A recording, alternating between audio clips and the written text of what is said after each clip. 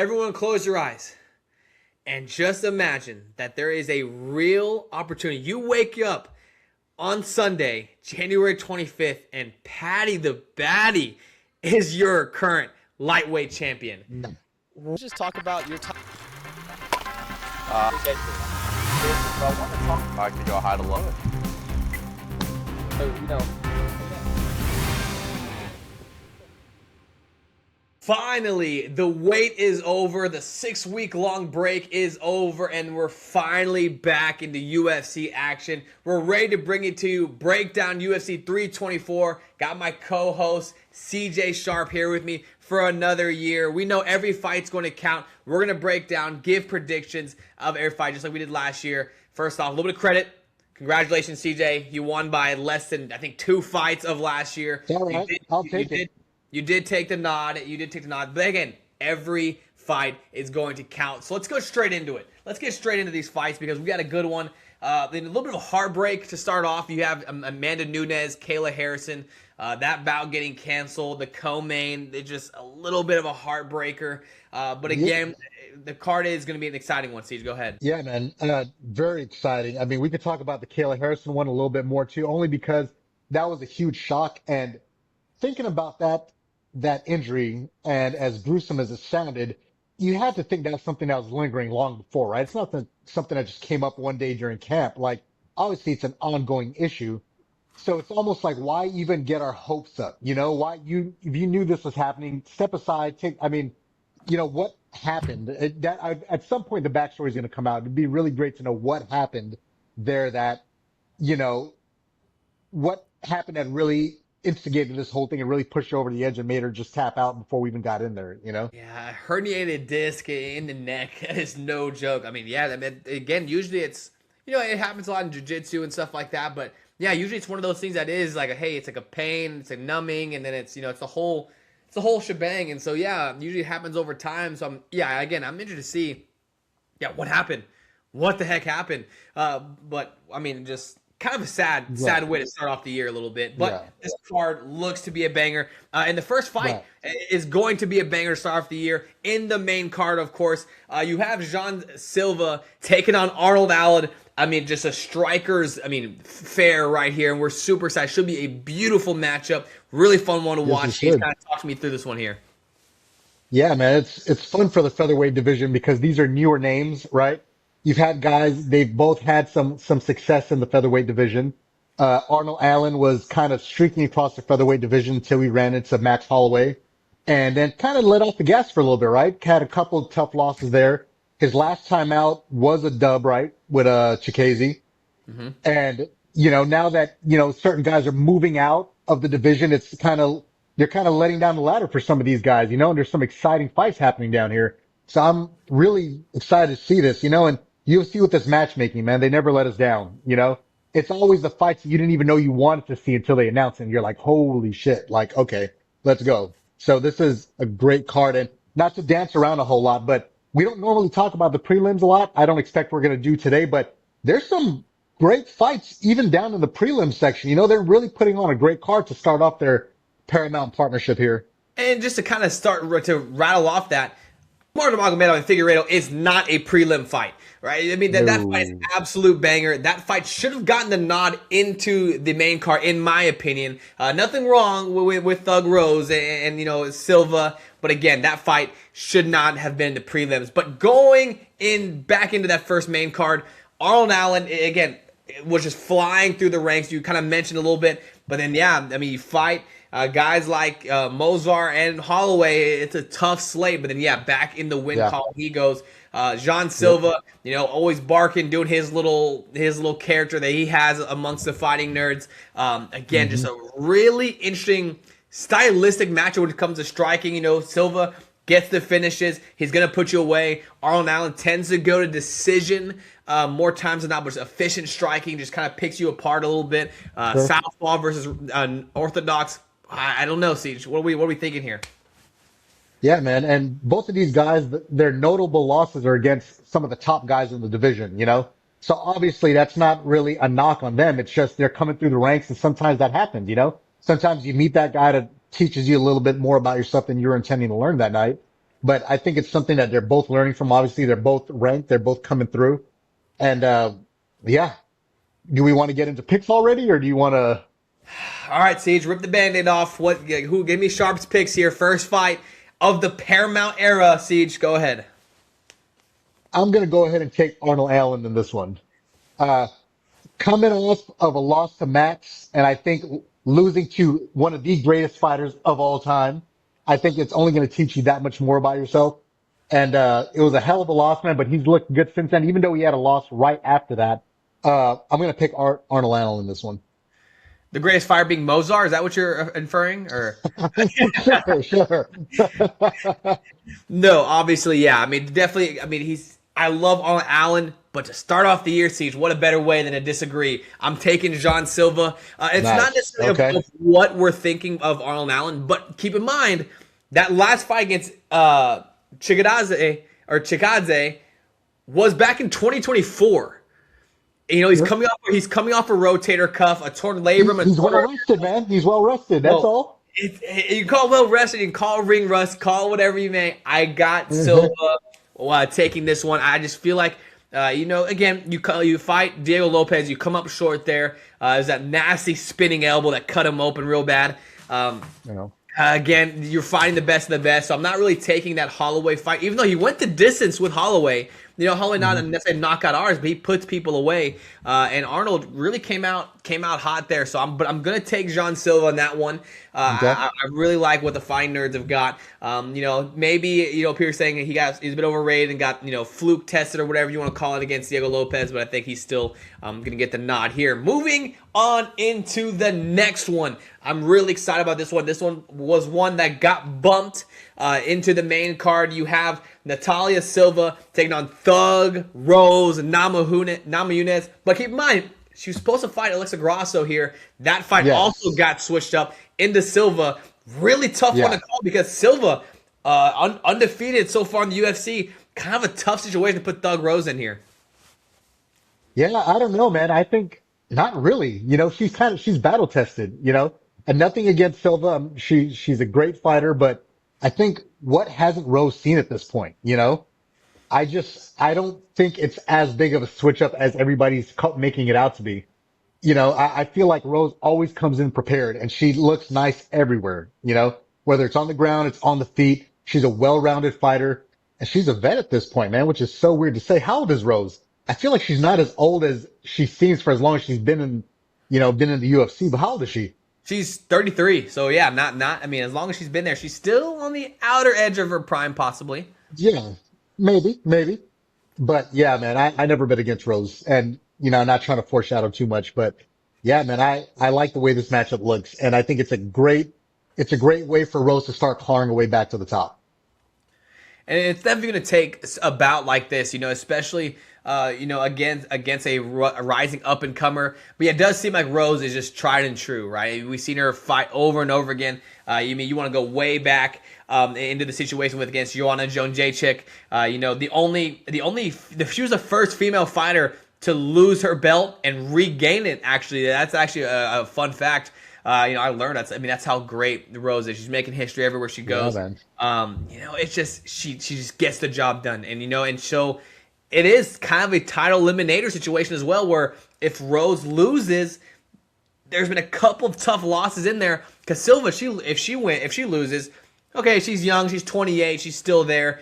But like Rose, you're on a little bit of a different streak and a little bit different category here, Siege. So what is it going to be? Make the call. Does Natalia Silva get the victory, keep undefeated in the UFC, or does Thug Rose get back into title contention? I think Thug Rose gets back into top contention. I'm riding with her on this one, man. I love a comeback story. I do, and I agree with you. I think this is her. I don't think she has a whole lot of restarts left in her, So I think at this point, it's kind of do or die. This fight and every other fight after it, if she's serious about still being a strong contender and making a run at the belt again, every fight from here on out counts. And I think she knows that, and she's a gamer. She always comes in and she's ready to go. And I think she pulls it out. We're going 2 for 2, Siege. I love this. I'm going Silva here. Okay. I like the up and comer, and again, for only being, having 7 fights, you're only 28 years old. She's fought Alexa Grasso. She's fought Jessica Andrade. She's fought Araujo. She's been tried, not quite as, obviously no resume like Rose Namajunas, but right. she's starting to build a resume of her own, and she's so well-rounded. It just seems like, Rose has a bit of a question mark when she was a little bit untouchable to start off. So I am going to go Silva here.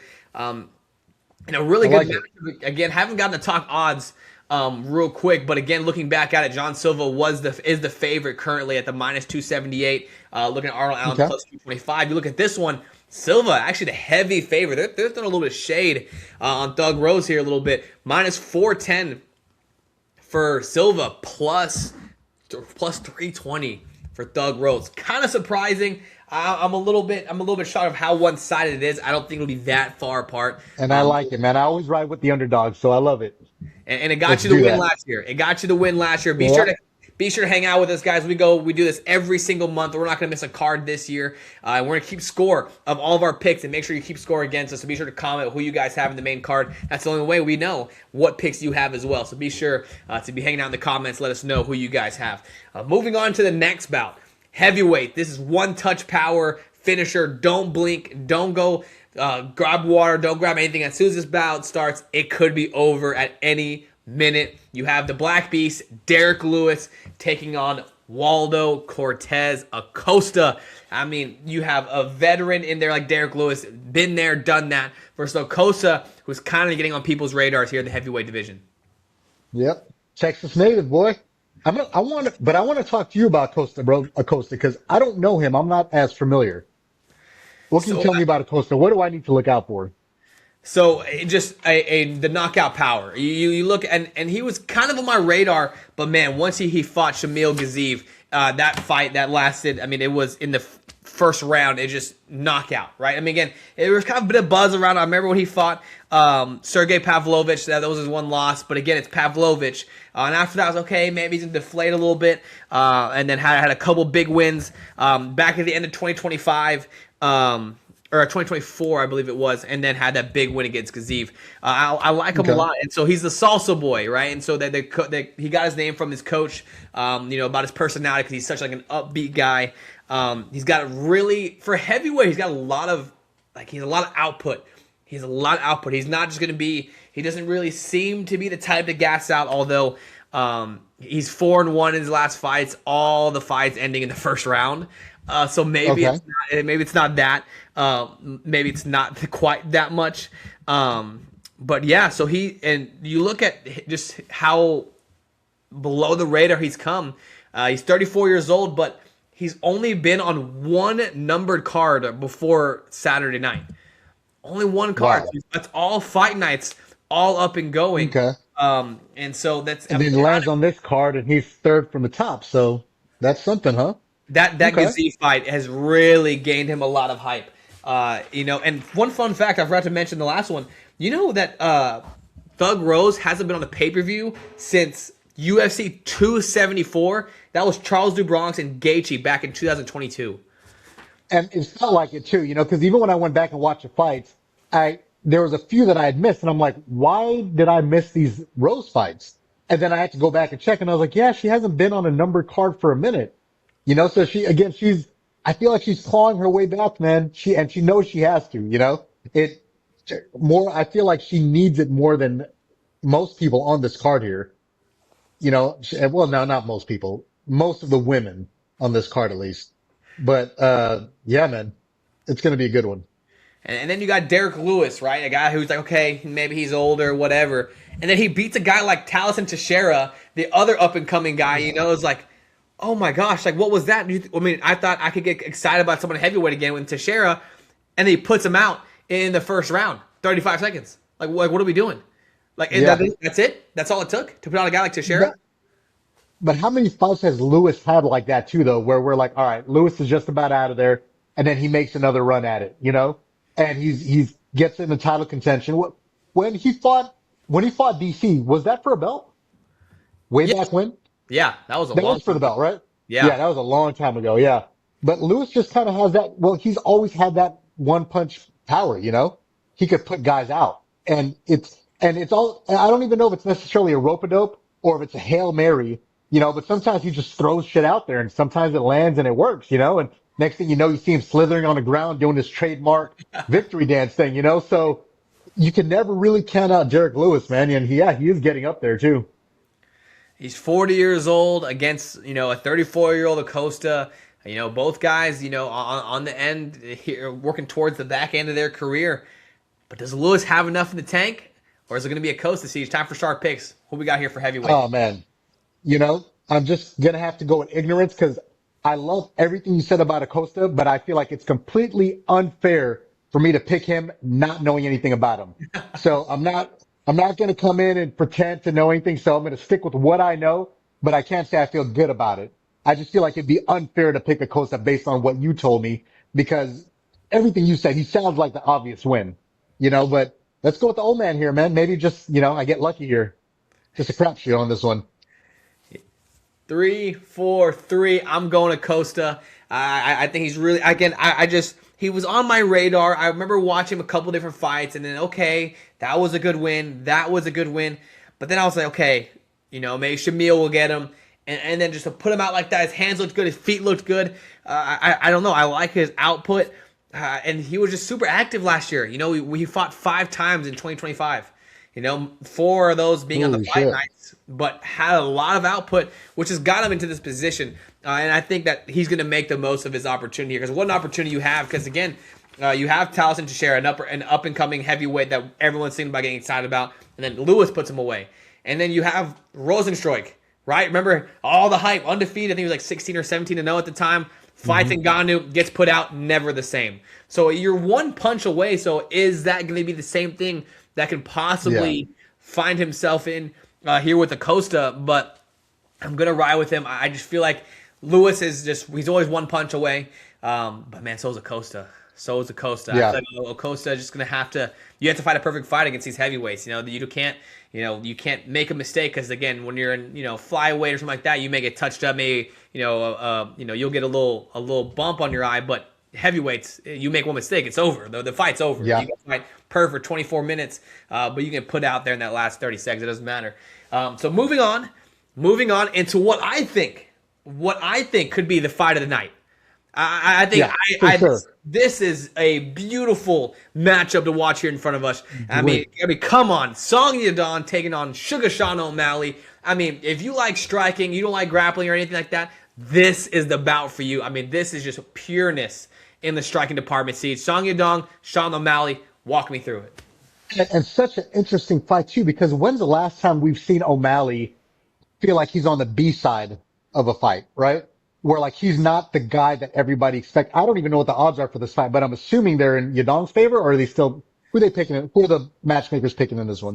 So the odds makers currently have O'Malley as a stronger favorite than I would imagine. Again, I kind of thought it'd be minus 130 plus 160 type realm for going either way. They have O'Malley as a minus 205 and Yadong as a plus 170, which that end looks a little more correct, but a lot of odds people picking O'Malley. That's surprising. That's surprising knowing everything we know about Song, man. I thought it would have been a lot closer, and I thought they would have been picking Song for this fight simply because O'Malley's coming off back-to-back losses. And man, and then, Song's if I remember correctly, Song's on a little bit of a tear right now, isn't he? No, not necessarily. I mean, he 1 and 2 in his last. Yeah. 1 and 1 in his last 2, sorry. Yeah. I have to go back and look again, but yeah, man. I thought it would have been a lot closer than that, but that's very, very interesting. But yeah, 2 great strikers. Sean, usually when it comes to just striking, he usually comes out ahead, and that's the way we normally see it. But Song Yadong just brings a lot of things to the table too. He's comfortable on the ground. He has no problem putting his hands on your chin either. But yeah, man, I think it's going to be a good one. Yeah, I feel like Song Yadong is just, I don't want to say breakout. Breakout's the wrong word because Song Yadong's been on everybody's radar. Since what? Even the Marlon Moraes fight or the Sandhagen loss. He's been on people's radars, but I don't know. I felt a little differently after the whooping he put on Cejudo when he just outclassed Cejudo on the feet. Just touching him up. Just did what he did against Cejudo. I was like, okay, this guy is like next level. He had the You had the Cheeto Vera victory way back when. You kind of see him develop. I mean, I think the Cheeto fight, I don't remember when that was. That was like back in like 2019, 2020 range. But again, you see this guy kind of, okay, this guy's fun. He can contend. But then that fight against Cejudo, like, that might be the cleanest version of Yadong we've seen. Yeah. And then you look across O'Malley. Yeah, for sure. You look across from O'Malley, a little bit of a different story because he is coming off the 2-fight sled. So it's kind of rough, Siege, but the co-main that got pushed to a co-main because, again, Kayla Harrison and Amanda Nunes fell through because of the injury. How does this one go, Siege? This is a number one contender bout, and I think a lot of people's eyes. Who is going to get it done here at bantamweight? And I don't feel like his last 2 losses, I don't feel like that really speaks to a Klein and O'Malley's part. I think it just speaks to the machine, man, and his greatness, you know? I mean, I know he had a lot of tough outings last time out, but yeah, man, I don't really think that, I think it was just a bad matchup stylistically for Sean. And I think this matchup is exactly what he needs to put him back in the win column. I'm picking Sean in this one. We're gonna agree. We finally agree. Okay. Give me Sugar Sean O'Malley. I like what he did against Cejudo, but again, you kind of have to take a step back and like, okay, Cejudo was on a very tough losing streak, and a lot of people are piecing him up. Not taking away anything from Yadong, but also, right. Sean O'Malley. You look against the strikers he did again. If you go back and watch the last striking battle that we saw O'Malley in, it was against Cheeto Vera, and he put a whooping on Cheeto Vera in their second bout. You kind of question marks after the first one. Okay, well, Vera won the first one or whatever, but that second one was a different story. O'Malley, when he's healthy, it's not a problem. I mean, as long as it stays on the feet, it's not a problem. Yeah. And we did see O'Malley take a little bit of progressions. At least he understands, the groundwork better. But again, it's just against Marab. There's not really much you can do. And something you keep in the back of your mind is O'Malley beat Jan, way back when. Did he actually? That's a tough one. Yeah. That's a tough one to call too. And one that I think everybody would love to see again. Which a win over this, I don't know if this necessarily puts him right back in the title contention. I mean, does Marab get an automatic rematch? What happens there? Does that hold up the division a little bit longer? Does Marab decide to take a step back? I mean, he did fight 4 times last year. He never complained about it. He never seemed like it was too much for him, but maybe his camp or his coach is getting in his ear and say, hey man, just, take a break and, let the other guys get a crack at it. Who knows? It's a tough one to call because you look at the division the way it stands right now. Umar Nurmagomedov is the number 2, but he's fighting Figgy on a prelim. So, in your mind, Umar should be coming up and maybe being that number 1 contender fight, but you're going to say but the UFC's putting him on a prelim. So, which one is it? That's a big fight. I mean, even though Umar's number 2 and Figgy is currently number 6. Right. And why? Yeah, that is true too. He's number 2. O'Malley's number 3, but I mean, popularity plays a big part in these things, and Sean, Sean could be number 6 and he's been main eventing for a while, even when he was, lower in the rankings. So popularity definitely plays a part.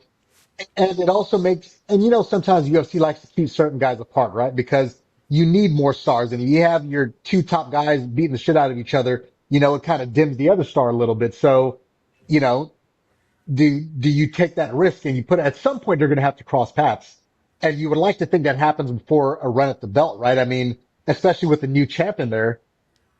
Yeah, it's going to be an interesting one. It's going to be a banger. It's going to be a banger, but it is interesting because again, it's 100% popularity because I mean, an Umar Nurmagomedov against Figgy is even before the Kayla Harrison injury. I was sitting there like, that's on the prelim. What are we doing? That's a main card for sure. But then again, you look at O'Malley. O'Malley, not only is he on main cards, but he's headlined 4 straight events before coming to this event. So you look at O'Malley's last 4, it's main event. Like that's the popularity that O'Malley brings. Nothing against Umar. Umar, I think Umar beats him. Umar would beat him stylistically, I think. But popularity-wise, it's O'Malley. It's not even quite close, in my opinion. Yeah. Yeah. Okay. It definitely keeps things interesting though, because when you have a bunch of top guys like that, it just, as the fans, we're just itching for it that much more, right? Because you're like, all right, who else can these guys possibly fight before finally facing each other? And the matchup that kind of has you scratching your head like that, like, oh, I guess it's time for them to match up. Not quite as exciting as maybe Umar versus O'Malley, but one that kind of had a lot of people murmuring, and it's this main event. You have Paddy the Baddy Pimblett taking on Justin Highlight Gaethje. Interim lightweight champion is up for grabs. A lot of talking points here. I mean, which direction do you want to go? Which one do you want to talk about? But Siege, I'll just whichever direction you want to take it, Siege. Break us in. Um, the funny thing is, I'm excited when I see Patty on a card, just because I know what he's going to bring and the shit talking. I don't like Patty, and I've never liked Patty, but it's hard to deny that he wins. And so he's going to keep being in these conversations, to keep being at the top of these bills. And it's like, dude, I don't really understand what I'm seeing, because with certain guys, like you look at it and you go, oh, I get it. I see what they're doing. This looks great. This looks amazing. It looks beautiful. I don't really ever see anything about Patty that I'm necessarily wowed by, but it works and he wins. And so as much as I'd like to, you know, not shine his wheels here, I mean, I don't really have much of a choice. I mean, and he's winning against guys, because for the longest time, that was the other thing that we were all saying. Oh, well, he's not fighting the top guys. He's not fighting this guy. He's not fighting that guy. And, even with all that, he fought Chandler, and maybe it wasn't fair to Patty, because early on, nobody that I knew was picking Patty for that fight. And then after he won, we're like, well, he was supposed to win that fight. I don't know if that's necessarily fair, but I was saying the same thing. So I don't want to be a hypocrite either. But I was saying the same thing. I was like, yeah, but he beat Chandler. When's the last time Chandler won a fight? And he beat Chandler bad, and it didn't look good. And so I don't know if that's necessarily a knock on Chandler, and he's declining, and there's only so many ass whoopings he could take before he really starts sloping downwards, or does Patty look that damn good, man? And then you have Gaethje, and it's like, come on, man. I hate hearing Gaethje talk about I can't imagine a world where we're not on pins and needles for a Gaethje fight. I mean, I know we have some big lulls in activity with him, but man, he's starting to do all that talking now. This being the last outing, and not necessarily the last outing, even though he used those words, but I'm sure that's not what he meant. He's just mean that this is his last attempt at gold, right? And it sucks to hear him say stuff like that, man, because when you see him, and I feel like I was saying the same thing about Poirier, but I mean, you were pretty outright saying, no, Poirier is looking slower. He looks like he's declining. I don't feel like I'm seeing that with Gaethje, and he's winning tough fights against tough guys. Right after that Holloway knockout, we're like, I think he did everything right. He took a nice long layoff, healed up great, obviously, and then put on a show like he did against Fiziev. And that's a scary dude. Even though he's beat him in the past, that's a scary dude every time he's out. And for him to look the way he did, man, this is a hell of a fight. Not the one I expected, but a hell of a fight. All right, let's take a second. All right, everyone close your eyes. And just imagine that there is a real opportunity. You wake up on Sunday, January 25th, and Paddy the Baddy is your current lightweight champion. No. Whoa. What? Yes. That is a real possibility that Paddy the Baddy could be holding a belt, right? The talk, the scousers don't get knocked. There is a real chance Paddy the Baddy walks out and is the lightweight champion, right? Again, not making picks, but whatever. But I'm saying there is a chance, which is the craziest thought, ever, right? But again, you talk about Justin Gaethje, you talk about the perfect way he did it, took time off, and then coming back against Fiziev. Oh my goodness! Like that's the guy you come back. Scary. Oh, after you get knocked out like that, you face a guy like that. I mean, we're talking. I mean, scary. I remember being scared going into that fight as a Gaethje fan, right? Oh yeah. I mean, how could you not? How could you But not? it feels like he was making a statement with that too, right? Because everybody thought he would come out and maybe take a tune-up fight or something a little easier. You don't come out and fight a guy like Fiziev. That dude's a killer. Everybody knows what Fiziev does. So I feel like that's a statement, and I feel like he made the perfect statement. It was interesting. I felt like it was interesting when this fight came out, and it'd be really curious to know what happened behind the scenes because Gaethje was doing a lot of talking after that physique fight and saying that he wasn't taking anything less than a title match, right? Which everybody thought was pretty crazy because you just got knocked out. Yeah, you beat physique, but that wasn't the number one contender. That, so that you might have been asking for a little much there, but it was interesting. But I think that that's Gaethje's way of indirectly, you know, giving a nod over to Pimblett and saying, "Hey, man, this dude's serious." I don't care what anybody says about him. This guy, I don't feel like he'd be taking this fight if he didn't feel like this could catapult him directly into a main event championship fight. And so I think he understands and knows that Paddy Pimblett, have no respect for this guy, man. No respect. That Paddy is a real contender. It's as ugly as it is, as annoying as it may sound. Yeah, this is a really, really good matchup for Justin, and I think this could definitely put him in title contention. All right, it's time to put a pin in this one. Is Paddy the Baddy a contender or is he a pretender? Siege, make a call. Who wins this fight? Main event UFC 324, Paddy Pimblett or Justin Gaethje? Contender. Going with Justin on this one. Every time, and I don't know how many times I've been wrong, but this time I will be right. Paddy's getting knocked out. Paddy's going night-night. Paddy's going night-night. I just don't. I know what he did against Chandler. I don't care what he did against Chandler. We've always talked about the top 3-4 guys. Gaethje is still one of those guys. And I feel like Paddy finally comes up short in this one. We're going to agree. We agree. Okay. Justin Gaethje will beat Paddy Pimblett on Saturday, UFC 324. I give Paddy a lot of credit, right? He's beating the guys in front of him.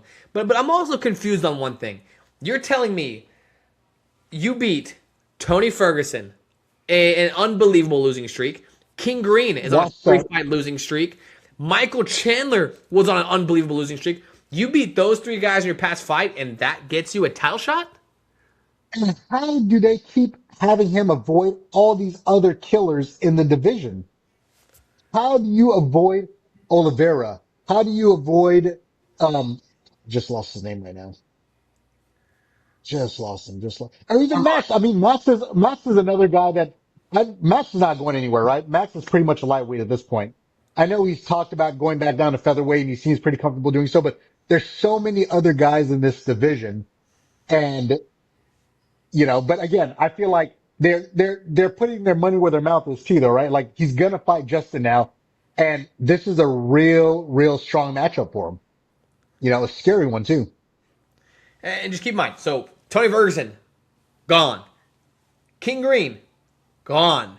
Michael Chandler, currently the number 12 ranked lightweight. And, it just somehow it all equals you get the title shot. And now, granted, 2 wins against Fizzy for Gaethje, not necessarily the best either. But, yeah, you're jumping over. I mean, even Moicano is above him, right? But, again, not really looking at Moicano. But you have he didn't fight Fizzy, Benoit Saint Denis, Gamrot, Hooker, Holloway, Oliveira, Armand Sarukian. Not one of those guys. He didn't fight Moicano. He didn't fight Dariush. He didn't fight anybody above him. And he's getting. And then again, you close your eyes, you wake up on Sunday morning, and Paddy the Baddy could be your champ. What? Yeah, it's unbelievable. That's pretty scary, man. And as much credit as we like to give these matchmakers, they do this sometimes, and it can be very frustrating. They keep certain guys away from other guys. And again, it's because Paddy's a star. He's a moneymaker for them. He's got a whole country over there behind him. And so you've got to keep him on the up and up. Again, they're putting somebody very dangerous in front of him, but it's how do you get to avoid all these other guys? If you look at Justin Gaethje's history and everybody he's fought, Justin had to fight everybody. And he earned every title shot he ever got. He was never given a title shot. Even this, Justin came out and said, "Hey man, I don't have a whole lot of fights. I will not fight again unless it's for the title." And he's still taking a non-title fight. Justin always comes out and puts up and does what he says he's going to do, but he's had to claw his way into every title match he's ever had. And you got Paddy just kind of bullshit and talking a little shit, but again, that's what star power gets you though, man. when you're a star, you get to leapfrog a lot of guys and just, and that's just the way it works sometimes, just the politics of this whole thing. Yeah, it's that Dana White favoritism or whatever you want to call it. It's really Yeah. playing out here. But again, nonetheless, he could be the champ. Siege, before we wrap it up, Siege, do you have any other final comments, anything you want to talk about before, any last statements, I guess, before we hop off here about UFC 324 here? No, man, and I'm hoping to start off 3 strong here this year, man. This is the only way we should start off this year. I mean, no better way, and especially that, barring a draw, no contest, somebody's going to come out on top between the two of us. Three of fights, someone's going to come out on top. I'm telling you what, Siege, you had the win last year. I'm feeling really good about this year. I'm getting my get back, But again, it came down to the last 2 fights, which was crazy. It was unbelievable last year. Yeah. Last year was such a banger. But man, Yeah, dude, I don't think we sat down for a single fight at the last card, dude. We were just up there, just all right. Who's gonna get this one? And even when I was getting the dub, I felt so bad, man, because I was like, oh man, I thought it was gonna be a little closer, but it's all right. It's all right. It was so close. It was close enough. close enough, I guess. And now that there's something at stake, I think it's we're definitely gonna be paying a lot more attention now. Yeah, we're locked in. We're going to have to get like some kind of trophy or something set up, and then we'll I like that. hand it to the winner. We'll up the Heck odds yeah. a little bit, and you get to hold it for the year or something. All right, that's going to do it for Sharp Segments here, kicking off the 2026 year, kicking off the Paramount era, which we're really excited to talk about. Excited to see the new, is there going to be a new score bug or anything like that? But a lot of new things coming. Be sure to stick with us. Be sure to subscribe if you haven't already for month-to-month, day-to-day UFC conversations. Be sure to drop a subscribe. Hit the subscribe button. Thank you so much, CJ, for joining us. For Nico Sharp, CJ Sharp, breaking down UFC 324 with predictions and breakdown. Be sure to subscribe, comment, let me know what you guys think, who you have in this main card, and we'll see you guys next time.